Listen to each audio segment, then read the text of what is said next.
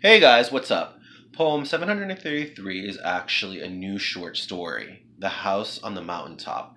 This is kind of a rough draft. When I write the actual story, it will be done in episodes. I've always been a fanatic of supernatural, ghosts, and horror. I also included favorite characters that have starred in my other stories. I hope you enjoy. The House on the Mountaintop. I touched the rusted old gates with the dead vines and the leaves. They're locked. I felt a burn on my chest, the rosary beads my lover gave me to protect me from this place. Even though he doesn't believe in supernatural, he gave them to me as a gift. I hear the engine to a car. I turn around as my friend, the fortune teller, opened the door. And on the passenger side, a well-known writer, along with a cameraman. The gates won't open. The three of them looked at me strange as they pointed their fingers. The gates had already been open. The four of us greeted one another and walked in. Amazing, incredible, creepy, extraordinary. The cameraman focused in on the angel statue, made of stone, and within moments a red substance came out of her mouth. Oh my God, it's blood. The doors to the house opened. The cameraman looked back at the gates. Are we sure about this? The writer adjusted his glasses, pulling out a pad for notes. I'm going to make a fortune for my next book. All four of them walked into the house. Madame Fortune Teller has been trying to read my palm for as long as we've known each other, but I've never let her.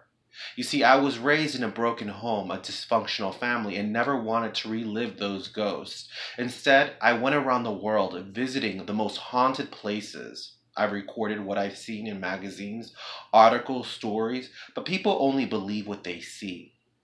Madame Fortune Teller while touching the grandfather clock. It's amazing how many places you've been, and you haven't been able to get proof. I looked at her confused. You don't believe me? She smiled. Oh, I do. But I know how hard it is to prove the world something that you don't see. There was a scream as the writer came into the room. Did you guys hear that? And down the stairs came the cameraman's equipment with blood. I left both of them. Hurry up, turn it on. But the camera was broken. The windows to the house, every single one got boarded with silver bars as the writer hid behind the fortune teller. And I said, maybe we should leave. She said, it's too late for that. The electricity went off. The chandelier came crashing down, along with a painting of a woman. The writer screamed. She went into her purse and pulled out a crystal ball that helped illuminate the entire house again. I looked at her. That was incredible. We both looked around for the writer, but he was nowhere in sight. Look! She pointed at the painting on the floor. I lifted it up and saw the writer with a petrified face, with colors dripping inside. I startled, backed away as a harsh wind blew into the room. From the stairs, she looked at me pale-faced. Give me your hand. And so I did, and finally, for a first out of all the years, she read my palm. Oh, my dear friend, I'm afraid to tell you it's not the house that's haunted. I touched my neck, but the rosary was no longer there. It's you that's haunted.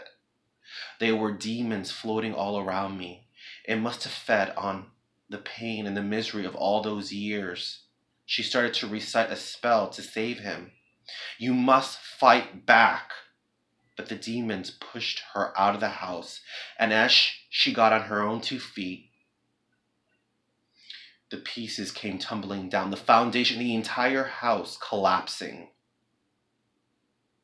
She spoke. He let the pain consume him.